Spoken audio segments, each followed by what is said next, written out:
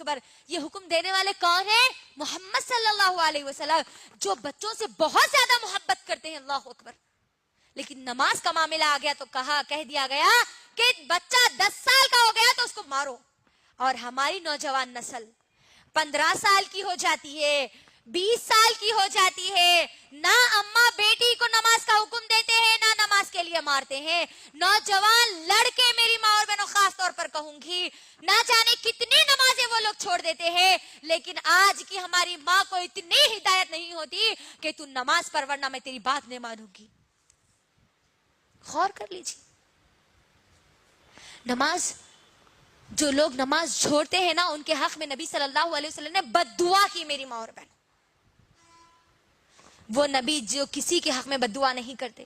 وہ طائف کا وقت میری بہنوں, جس وقت طائف کے لوگوں نے محمد صلی اللہ علیہ وسلم پر پتھر مارے, پورے جسم کو خونے خون انہوں نے کر دیا, تب بھی محمد صلی اللہ علیہ وسلم نے ان لوگوں کے لیے بد دعا نہیں کی. لیکن غزوہ خندق کے موقع پر صرف عصر کی نماز میں دیری ہو گئی, ابھی چھوٹی بھی نہیں. چھوڑنا تو دور کی بات, ہماری تو نہ جانے کتنی نمازیں چھوٹ جاتی. نبی صلی اللہ علیہ وسلم نے ان کے لیے بد دعا کی, تباہ اور برباد ہو جائے وہ لوگ جن کی وجہ سے میں نے آج میرے عصر کی نماز میں تاخیر کر دی, کہا نبی صلی اللہ علیہ وسلم نے. اللہ اکبر. ہم تو ہماری نمازوں کو ہی چھوڑ دیتے ہیں, پڑھتے بھی ہیں تو بڑی سستی اور کاہلی کے ساتھ پڑھتے ہیں. میری بہنوں, کبھی محمد صلی اللہ علیہ وسلم کی زندگی کو تو اٹھا کر دیکھو کہ کیا معاملہ تھا محمد صلی اللہ علیہ وسلم کی زندگی میں نماز کا.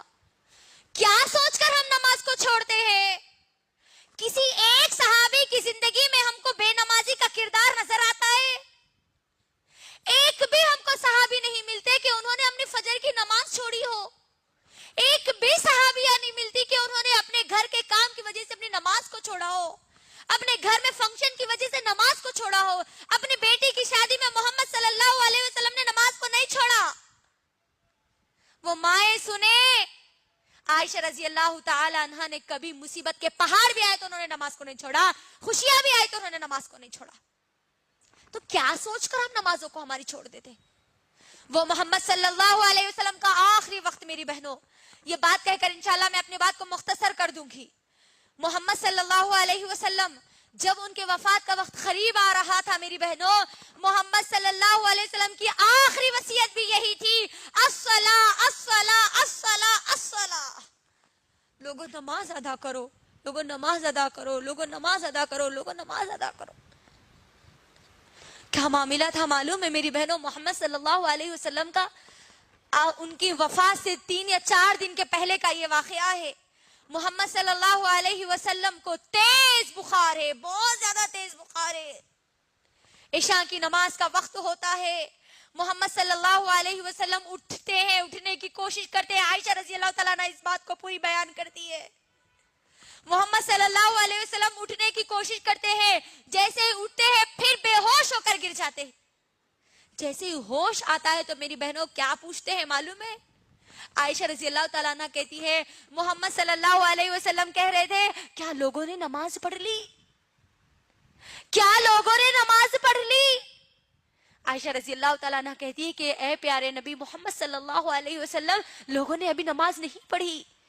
محمد صلی اللہ علیہ وسلم پھر اٹھنے کی کوشش کرتے ہیں, اٹھتے ہیں, پھر بے ہوش ہو کر جا کر وضو کرنے کی کوشش کرتے ہیں, پھر وہ بے ہوش ہو کر گر جاتے ہیں.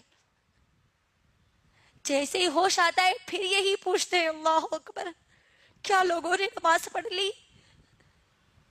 عائشہ رضی اللہ تعالیٰ عنہ کہتی ہے کہ اے پیارے نبی محمد صلی اللہ علیہ وسلم, لوگوں نے ابھی نماز نہیں پڑھی, لوگ آپ کا انتظار کر رہے ہیں. محمد صلی اللہ علیہ وسلم پھر اٹھتے ہیں, پھر بے ہوش ہو جاتے ہیں. اللہ اکبر. پھر جب ہوش آتا ہے تو کہتے ہیں کہ عائشہ, تم اپنے باپ ابو بکر کو کہے کہ وہ نماز پڑھا دے.